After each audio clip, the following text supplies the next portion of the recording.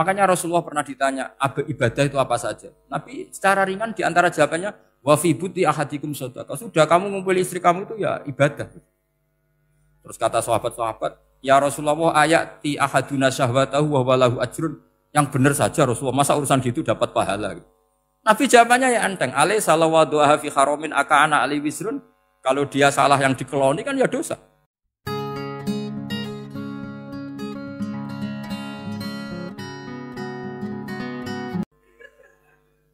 Nah, sehingga karena mubah itu tarkul haram, Allah itu sering menghitung ibadah yang super itu halal mubah. Misalnya Allah ngendikan, kulu washrobu, kamu harus makan. Sekarang gini, jaga kesehatan itu wajib enggak? Wajib. Kalau saya tidak sehat, tidak bisa ngaji di sini. Apalagi Mbah Mus, kalau nggak sehat, ditunggu orang se-Indonesia fatwa. Dan di antara cara sehat, kamu harus makan. Kalau nggak makan, sakit.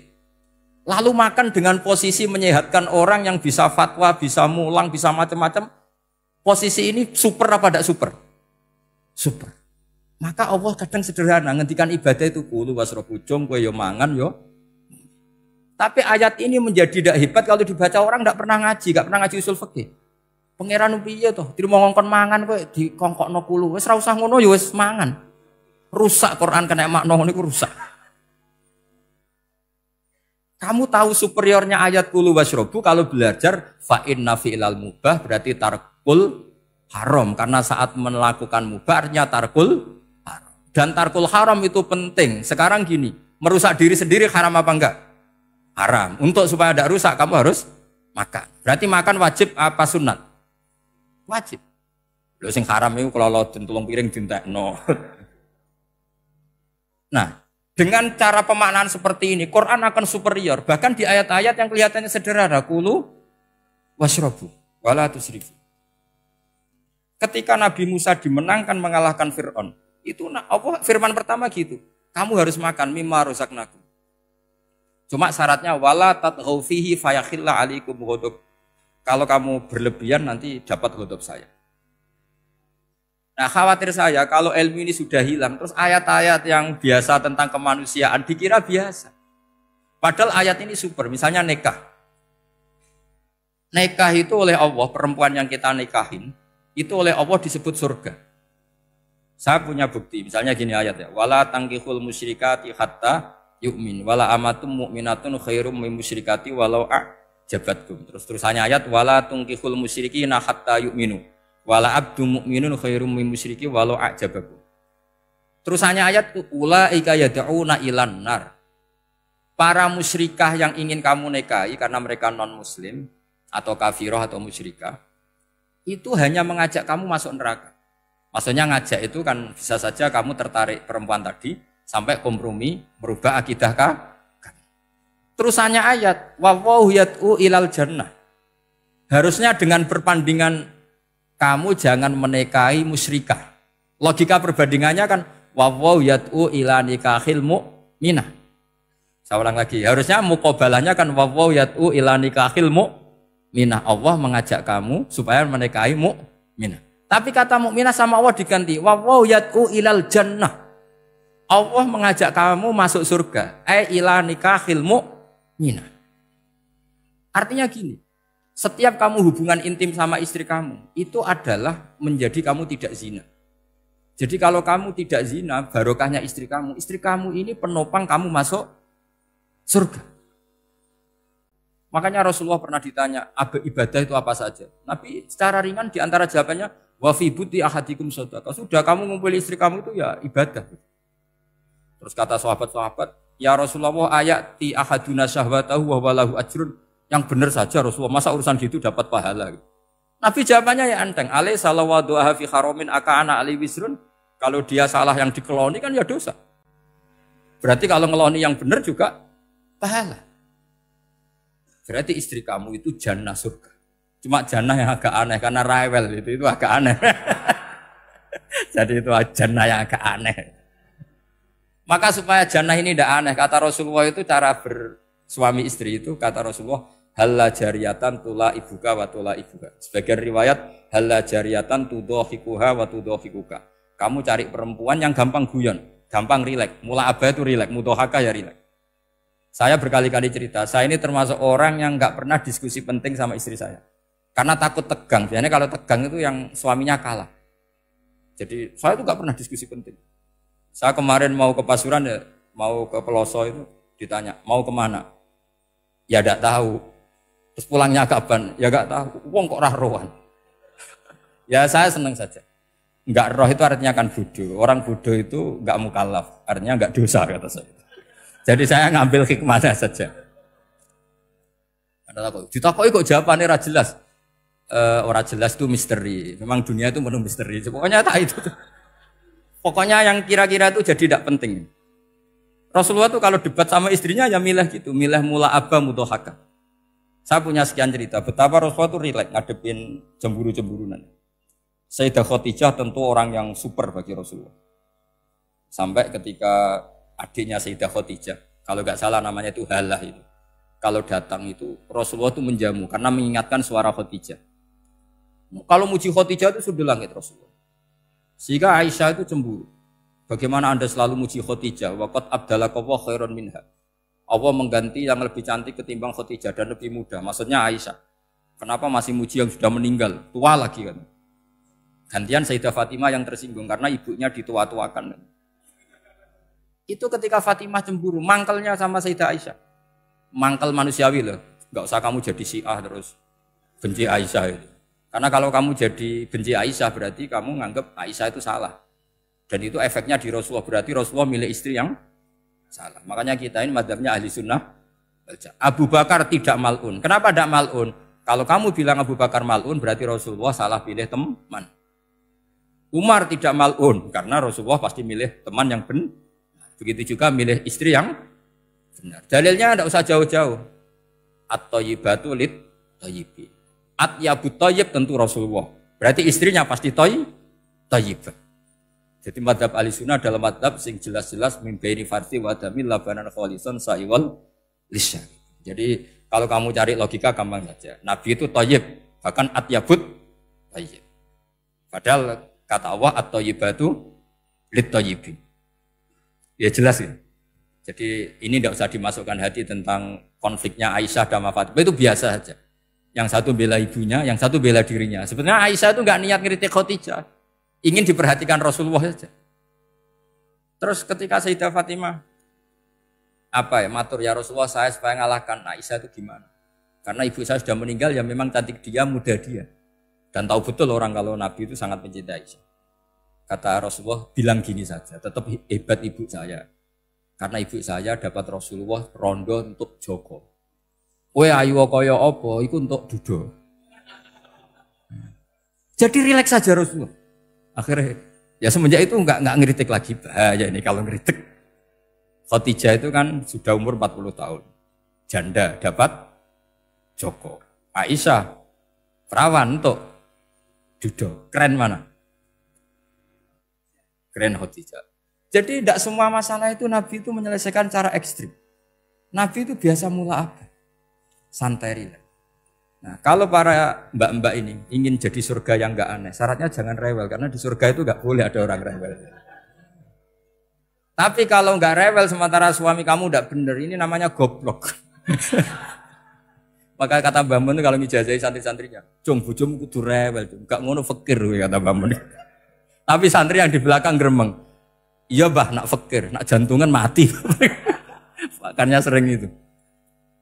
Jadi di antara ulumil Quran itu ada istilah maudhi'ul mudmar mengganti maudhi'ud dhamir atau maudhi'ul lafzi menggantikan lafdan akhar.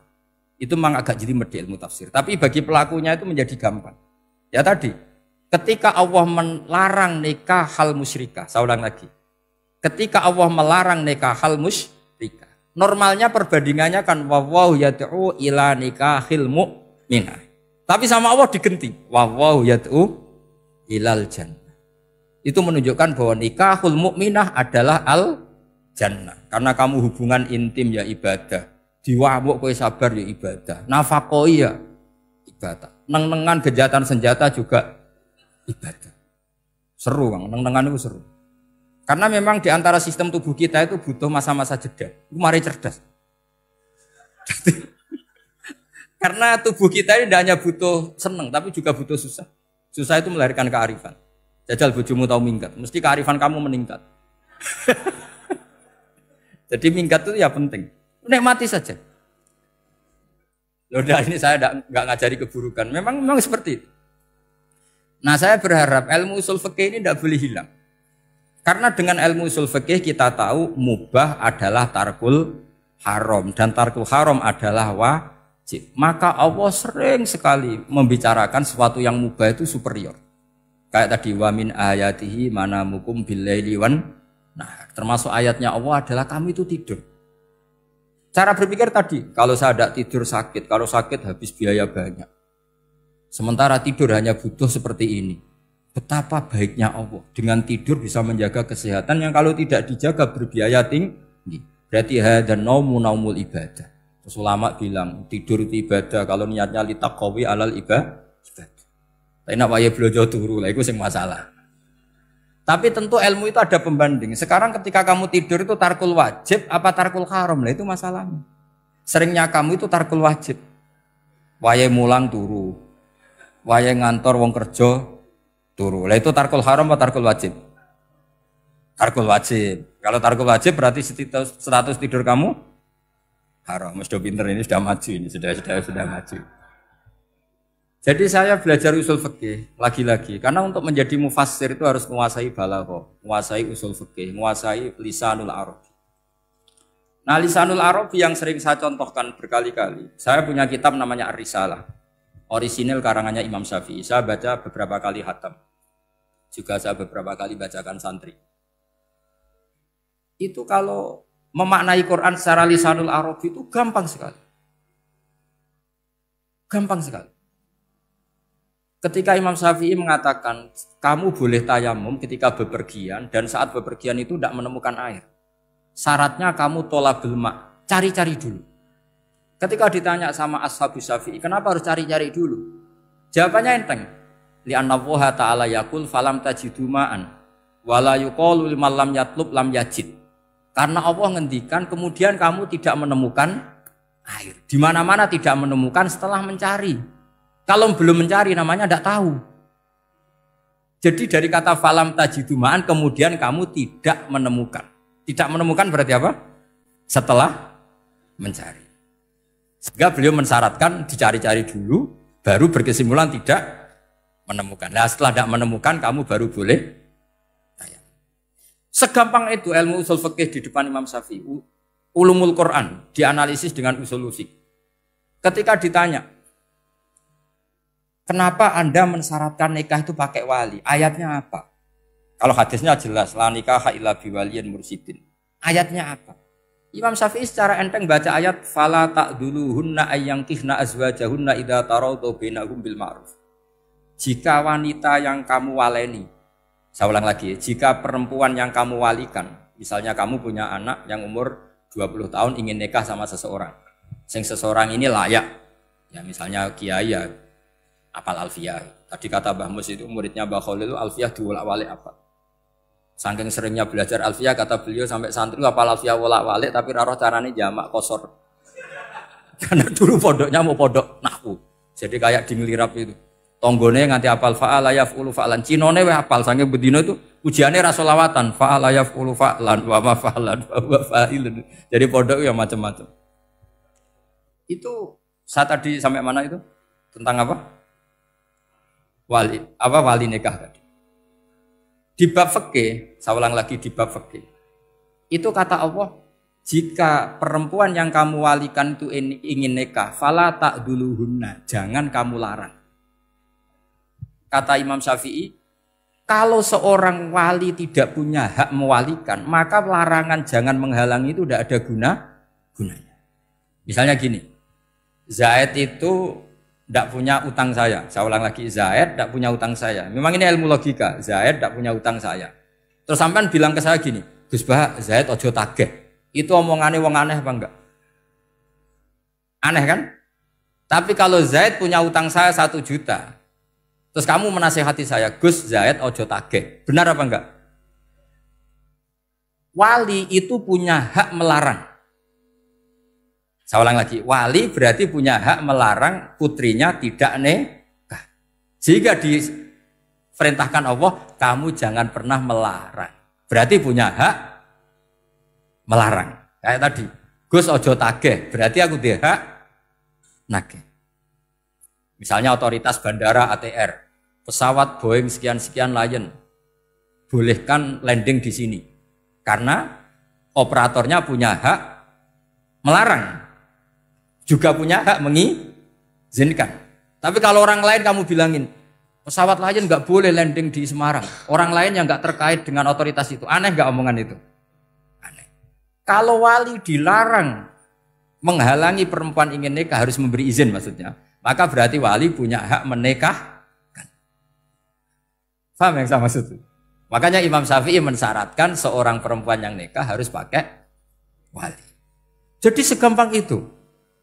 Kitab Ar-Risalah menerangkan ulumul Quran. Dan dalam banyak hal ulama dulu itu, makanya saya tadi berjanji, karena Quran itu bisa kamu baca fase, kamu dengerin suara enak ya enak, kamu dengerin logika yang enak ya enak. Jangan sampai kamu udah dua-duanya. Suaranya sudah ada enak, logikanya tidak enak, itu kacau namanya. Ketika Imam Syafi'i ditanya, bagaimana hukumnya uzubah? Uzubah itu gak nikah. Padahal ada hadis waman rohiba an sunnati falesa. Kata Imam Syafi'i ya gak apa-apa.